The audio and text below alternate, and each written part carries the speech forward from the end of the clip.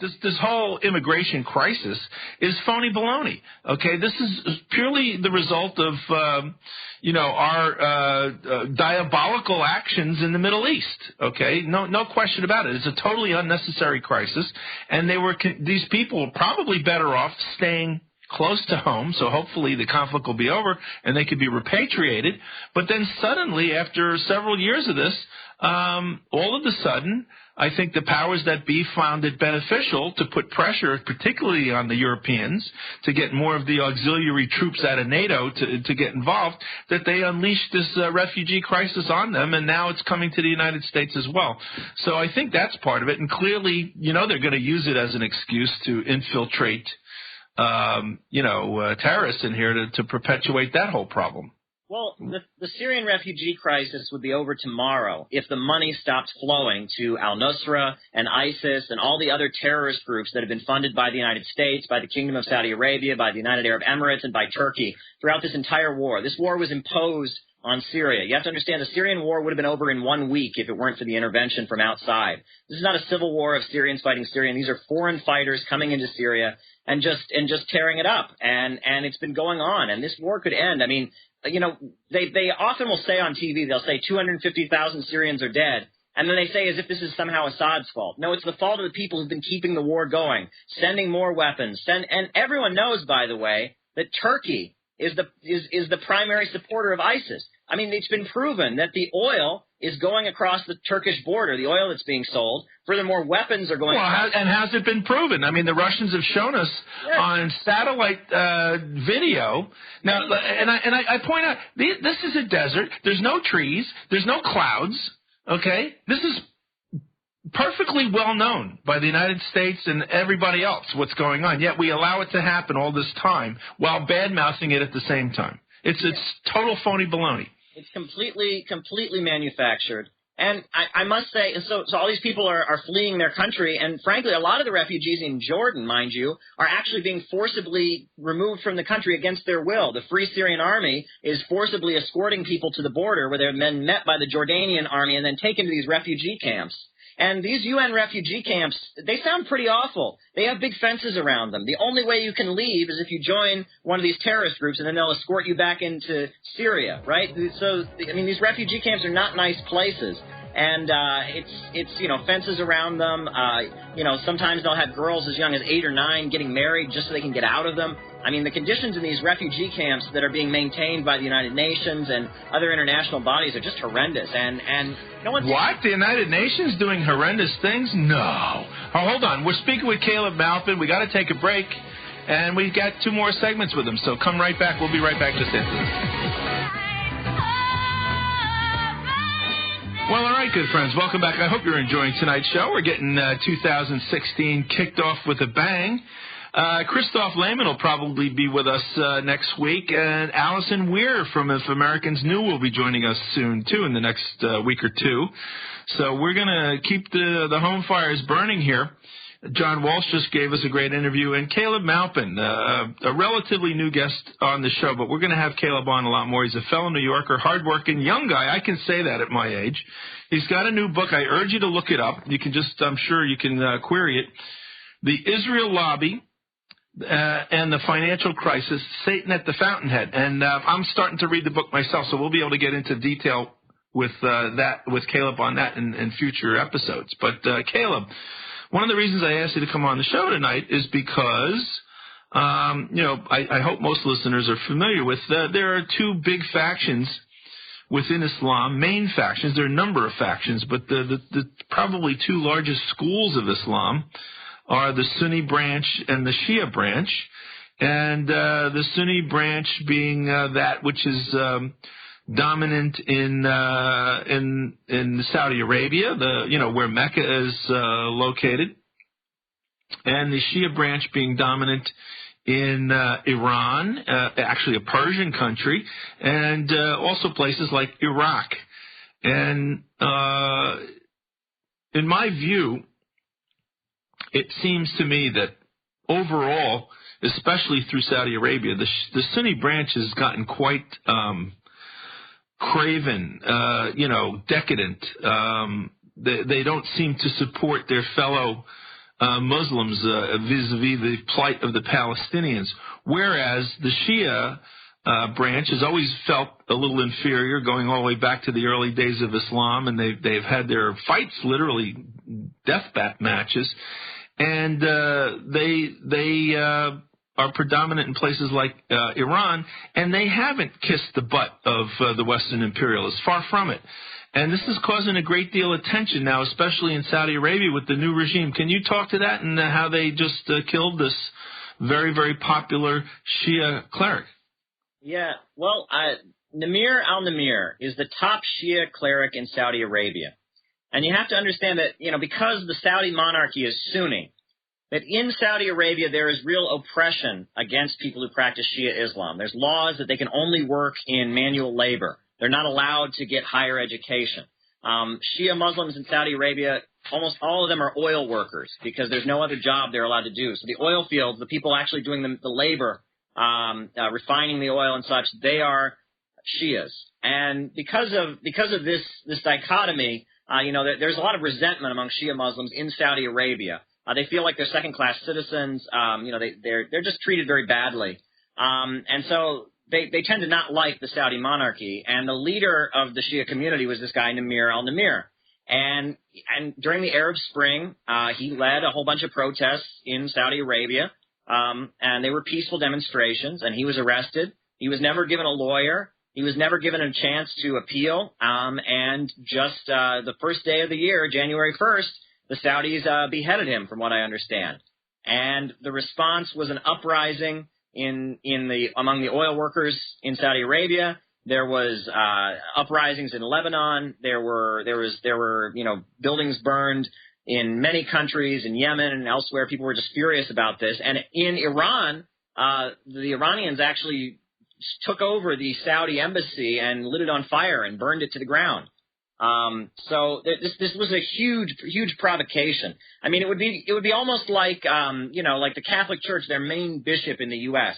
If someone was to give him the death penalty or something, this was the main Shia cleric in Saudi Arabia, and they cut his head off. I mean, they killed him. And to be clear, from my understanding, never once did the guy preach sedition or being disloyal to the country or to the government. His beef was about inequality and about how Shias were being treated poorly. It would kind of like be grabbing Martin Luther King at the height of his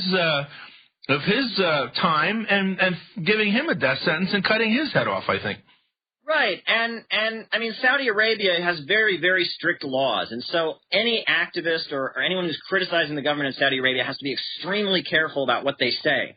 You say the wrong thing, just insulting the king is a death penalty offense. You can get the death penalty for it.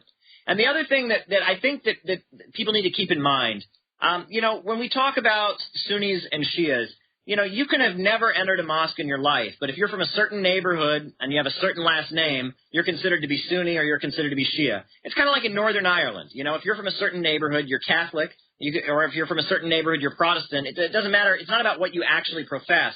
It's about your background, and that people are identified with where they're from, who their community is, and so, you say, oh, well, if people, are being discriminated against, why don't they just change their religion? It's not that simple, right? This is a cultural thing. I mean, this is cultural discrimination that people are facing.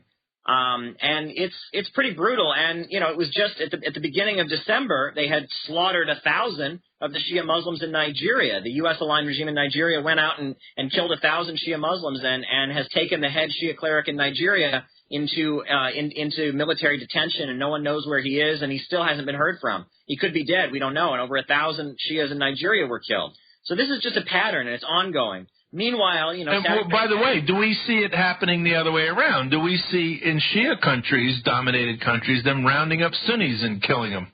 Of course not. I mean, that's not occurring at all. In fact, the position that Iran is putting out at this point, their position is for there to be unity of all Muslims. That is their position. And I've been to Iran. I went to church on Sunday morning in Iran. I went to the Armenian Christian church, and this was in the middle of an Islamic republic, and they could not have been treated better. Afterwards there was a reception. and there were members of the parliament who came and gave an honor to the local patriarch of the Armenian Church. And I mean, the Christians in Iran are treated far, far better than Muslims are treated in the United States, I must say. I asked them, has there ever been a hate crime here? And they said, no, we've never experienced any discrimination here. Now the government itself does, put forward an Islamic, a Shia Muslim perspective, but there are Sunnis in Iran. There are Jews in Iran who openly, I saw a synagogue in Iran, in Isfahan. When I visited the city of Isfahan, I saw the synagogue, very open, very there. Had a picture of a menorah in the front. I mean, it was in the middle of the day. I didn't go in because it was like the middle of the day. Listen, it was Israeli terrorists who were bombing Jews in Iran in the 50s, trying to drive them out and get them to go to Israel. Okay, undercover. Mossad has admitted that they did this. Absolutely. So a lot of this stuff too. And I'll tell you another thing. It's overblown in the Western media to get us to try to go along with all the bloodshed in the Middle East. Rahed Jarrar, architect, Iranian, and great activist, been on the show many times. One of his parents is Sunni, one of his parents is Shia. He said, I didn't even know what my neighbors were, okay? Nobody really cared about it in Iraq. Okay, I'm sorry, I said Iran. He's from Iraq. Right. So, in some of these secular places, it wasn't such a big deal, but we need to have an excuse to hang the empire of chaos on, so it's a very convenient one for people who don't know any different. And I'm sure it's different in Saudi Arabia itself, but it's way overblown in a lot of other parts of the Middle East. Well, yes, and one interesting thing, after the U.S. invaded Iraq and toppled the government, they passed a law that no one who had ever served in the government could be a government official. I mean, because they would have been members of Saddam Hussein's political party. So everyone with any experience running the government was immediately removed. And then furthermore, the new IDs that were issued by the new Iraqi government, the U.S.-controlled Iraqi government, had your religious background on your ID. And that had never been done before. So your IDs all said Sunni, Shia, Christian, whatever your religious background was. And then they started assigning government jobs based on, your religious background. And it was like a setup. And you have to keep in mind, in 2006, Israel suffered a huge defeat at the hand of the Hezbollah organization. When Israel invaded Lebanon, they were defeated by Hezbollah. Hezbollah is a Shia organization. So you have, just after the U.S. invasion of Iraq, and then in 2006, the defeat of Israel by the most militant and most well-known Shia religious organization in the world. All of a sudden, the Saudi television and the Saudi media just starts blasting all over the world that Shia Muslims are the enemy, kill the Shias, Shias are apostates, the Shias are trying to take over the world. I mean, just hate for Shia Muslims constantly. I know recently Saudi TV was bashing the U.S.-Iran negotiations, and they tried to say that President Obama was a Shia because his middle name is Hussein, and that was being blasted all over TV. The reason the U.S. and Iran are negotiating is because Obama is secretly a Shia Muslim. All this kind of hate is coming out of Saudi Arabia. And you can't kiss butt bigger than the Saudis. So there's so much for their brand of Sunni. We'll be right back, friends, with Caleb Maupin for our last segment right after this. All right, good friends, welcome back. Coming down the home stretch, Caleb Maupin with us. His new book is called The Israel Lobby and the Financial Crisis, Satan at the Fountainhead. We're not talking about that tonight, but we will be shortly. Caleb, how do you want to wrap this up? We have another segment. You want to talk a little bit more about Saudi, or do you want to move on? Maybe talk about your book a little bit. Well, we can talk about Saudi Arabia because I think we have to point out, we have to be aware of the fact that what's happened in Saudi Arabia with the killing of Namir al-Namir and what's happened in Nigeria with the slaughter of the Shia Muslims, that this has basically buried the hope for peace between the U.S. and Iran. Two U.S.-aligned governments just attacked Shia Muslims and just attacked them. And furthermore, there are now new sanctions imposed on Iran because they are maintaining their missile defense system. So all this hope, everyone's hopes got up during the P5+1 negotiations, but that's all gone now. It's clear that the U.S. and Iran are going to remain enemies. And just today, Iran and India broke with the petrodollar. Did you see this? No, I know. I've known it's been getting ready to happen, but tell us more. Iran is selling oil to India, and India is not buying it in dollars. They're buying it in rupees, the Indian currency.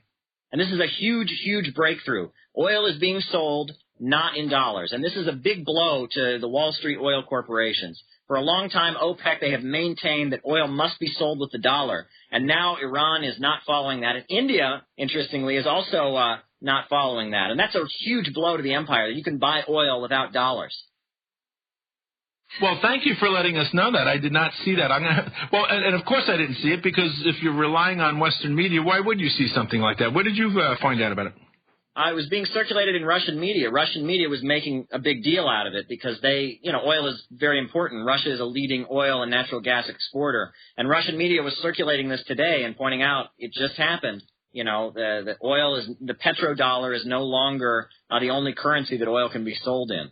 And this is a huge, huge blow. I mean, it's the same as, the canal that's being built in Nicaragua to counter the Panama Canal. China is building a canal through Nicaragua. It's the same as the high-speed trains that are connecting Russia and China, along with the natural gas pipeline. I mean, Wall Street really wants to control the world, and it wants to make sure that no independent economies can emerge and that everyone's kind of dependent and subservient to them. And that's changing. I mean, the world is drastically changing. My only fear is that this could lead to World War III. And the Wall Street financial class, these criminals that run the world, they will resort to militarism and war to maintain their grip on power. We've seen it happen so many times, and I just fear that the world is getting more and more dangerous as more and more people assert their independence. Well, you're absolutely right. And not only that, but the world and society, the United States included, is being held back, deliberately held back. Progress is thwarted because the more progress comes out there, the harder it's going to be for them to control things. So you're absolutely right.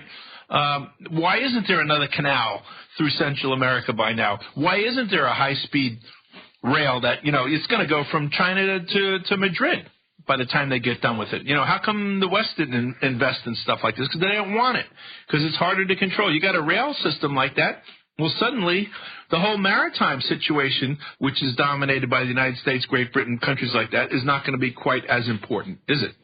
No.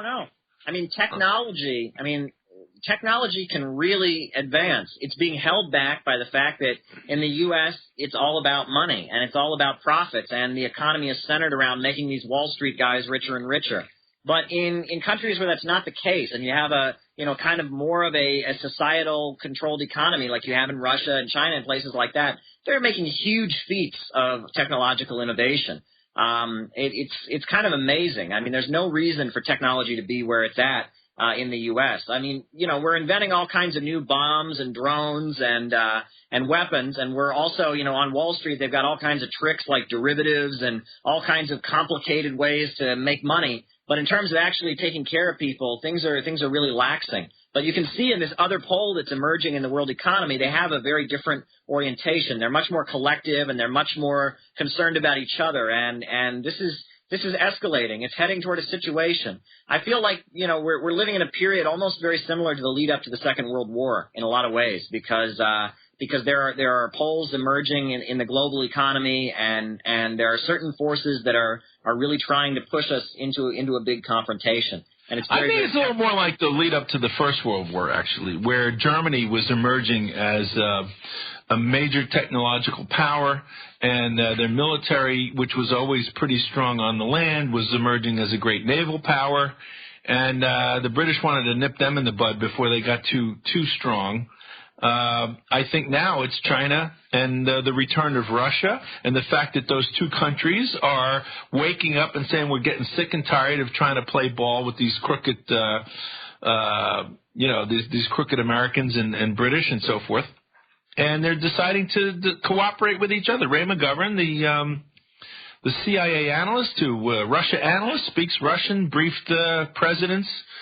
In the morning briefing on Russia, he said he can't believe that the work they did so hard to split Russia and China apart has now gone in the total opposite direction, that they've been so careless and drunk with power in that brief moment of the unipolar world, like it was going to, Fujikama, did you ever read his stupid book, The End of the World? End of History, yeah. End of History. Fukuyama, yeah. Yeah, it's stupid. They pay you to write anything, I guess, But, yeah, well, and it's not that the Russians and the Chinese haven't tried to be friends with the United States. They really have. I mean, they've really made big efforts to accommodate but at the same time, they also want to have a good society there. I mean, the aftermath of the collapse of the Soviet Union was a huge disaster in Russia. I mean, mass starvation and just chaos, but Putin got society in order. I mean, he did it. He got the country back to normal. People's wages have tripled since then, and he's done it by maintaining, Russian government control of oil and natural gas, and he's been prosecuting some of the big corporations, and they don't like Putin, and Putin has tried to be their friend. He met with Bush, and Bush, looked into his heart and saw that he was a good man, and, I mean, they've really tried to accommodate the United States, but the U.S. continues to provoke Russia and China. The same with China now. The U.S. military is just pouring into Asia. They call it the Asian pivot, and it's very extreme. We hear about the Chinese building an island in water that they control, but the U.S. is sending military forces rapidly into South Korea, into the Philippines, into Thailand, into Singapore, just building military bases all around China, and they're also moving forces into Central Asia as well. The U.S. is trying to surround China and is threatening China. They've got this Trans-Pacific Partnership, which is a trade deal that basically locks China out, and it's an interesting situation. It's disgusting. It's absolutely disgusting. I can understand that the Western oligarchs have been on top. Lucky for them, China decided to withdraw from the world stage in the 1600s, right when we were coming out of the Dark Ages and getting into our wooden ships and going all over the place and acting like the Vikings and taking everything that we could wherever we saw it. And that's had its run, I think. It's had its run. You can only go so far, just milking people. And you can't do it anymore. They're running out of room. They're running out of, people are waking up. People are saying no. Major countries that were not in play, China, India coming online, big country. Of course, you got the BRICS. You got Iran, Brazil.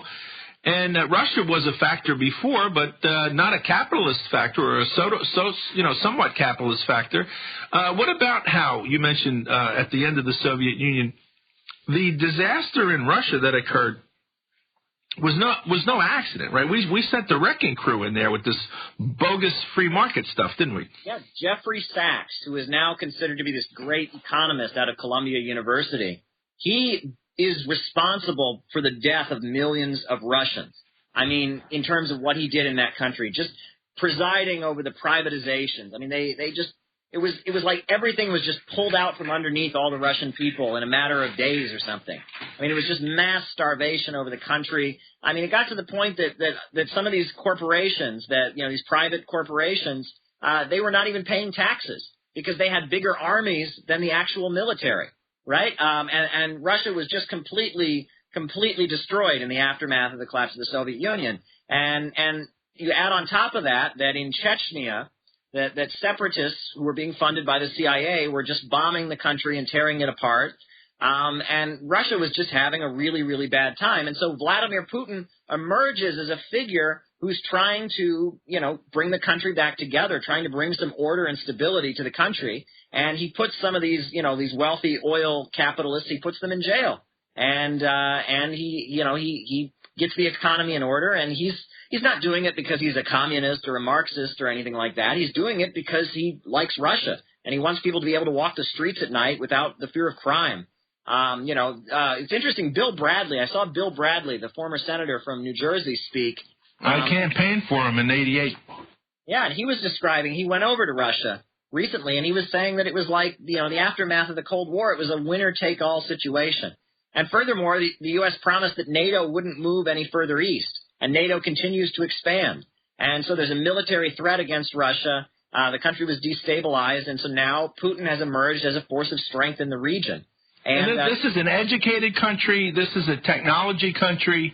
This is a Christian country, by the way, which, had that ripped out of it during the communist era. There's a return to sort of a Byzantine ethos. And it's a very, very interesting thing. They're coming back. They're coming back, and they should. It's half European, half Asian. It's its own thing. You can't control Russia. The British have tried. Everybody's tried it. It's just too damn big. Yeah, I mean, there's a Christian revival going on in Russia right now because they see, Orthodox Christianity as being a big part of their national culture.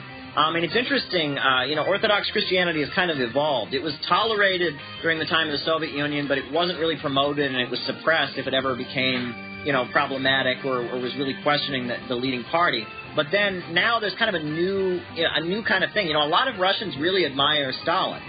They see Stalin as a leader of their country when it defeated the Nazis, when it was strong, and when it became an industrial power. And they see they're kind of merging the history. Well, listen, we have no more time. You'll have to come back on because I want to talk about the Orthodox Church's,